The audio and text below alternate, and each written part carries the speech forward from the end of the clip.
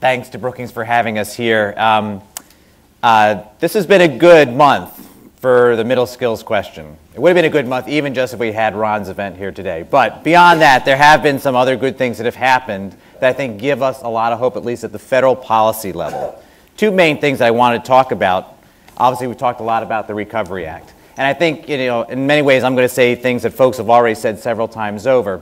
But take a look at an act that was supposed to be, it was about job creation. It was an investment strategy. It was going to be investing in industries, investing in infrastructure, investing in human capital. It was going to create jobs in a strategic way. 3 to 4 million jobs are going to be created or maintained, the vast majority of which are middle skill jobs. If you look at any of the industries that have been talked about, whether it's the transportation industry or the expansion of broadband into rural areas or the digitizing of medical records or green jobs as broadly defined, these are all primarily, the jobs that we're talking about are primarily middle skill jobs. So given that, even as, and it's due to a lot of work, including folks in this room, that we were able to convince Congress to put more money into Department of Labor programs for workforce training, $4 billion, which is a big deal. It's a big ticket given what it is that those programs currently get. But look how it compares to the other education investments in the package. So we're talking $70 billion going to states through state stabilization, mostly going to K-12 education. $30 billion going to primarily fund traditional higher education, whether it's through the expansion of Pell Grants or the new American Opportunity Tax Credit, both of which really are structured for folks who are going to school full-time. Take that $70 billion, $30 billion, and we're talking about $4 billion, and really it's less than $4 billion if you're really looking at the amount of it that's actually targeted to people currently in the workforce, the 7 million folks who've lost their jobs, the tens of millions of people who are in restructuring industries right now that may need to be working on layoff aversion and retraining to keep those jobs, and as was already mentioned, the 80 million or more folks that we have in our workforce that currently don't have the basic skills to even get into an occupational training program to get a middle skill credential. So even as we made an important first step here, we have a long way to go to kind of change the conversation for where middle skill credentials and the kind of training that we've been talking about today figures into the broader education policy discussion here in Washington. And we've also talked about the fact that we want to make sure that money is spent well. So we would say we need to get that investment a little bit more back into the proportion of what is demanded by the labor market. So if Harry and Bob have documented that almost half of the jobs in the labor market are middle skill jobs, then that means that for every one person that we're getting a college degree, we should be getting at least 2 people some kind of middle skill credential. And until we get our federal policies to be working across agencies to shoot for that kind of a goal, we are investing in a way that is not matching the reality of the labor market. So that's one thing that I think that we should be talking about in a variety of different contexts here in Washington.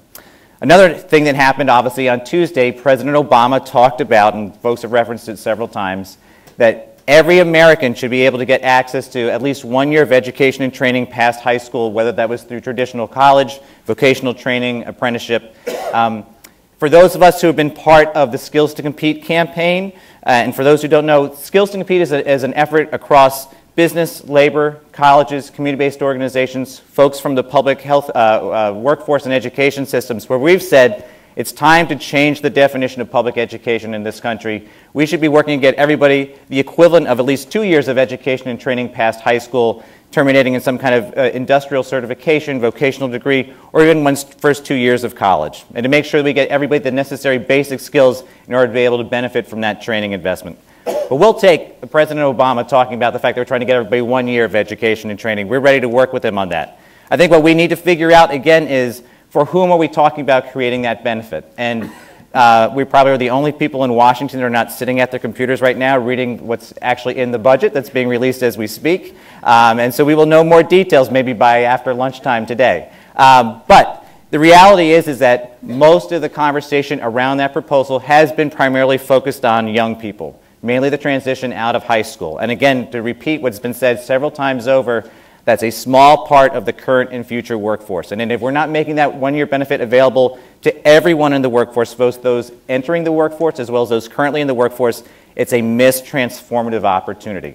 So how do we do that? We want to create diversity of pathways. And we've talked about a number of different things that we could do within federal policy. So We can change WIA so that there really is a much greater amount of training that is being done by that program. We can change Title II of WIA, which is the adult basic ed component, to make it much easier to do the kinds of things. We don't want Israel to be saying that he cannot get help from Washington, right? We want to make it easier to combine adult basic ed and job training together so those programs work more effectively together. We should be changing how we think about federal financial aid, so it's not just about full-time students, that folks can go back to school as they're working full-time, taking care of their families, and still trying to get skills so they can advance within their own industries. We can do the same with our education tax credits as well.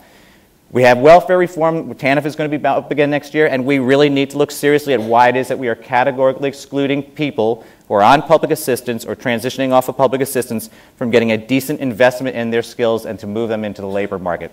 Those are the kinds of things that we're going to have to do if we're really going to solve the middle skills gap that we've identified already in a number of different industries here in the United States.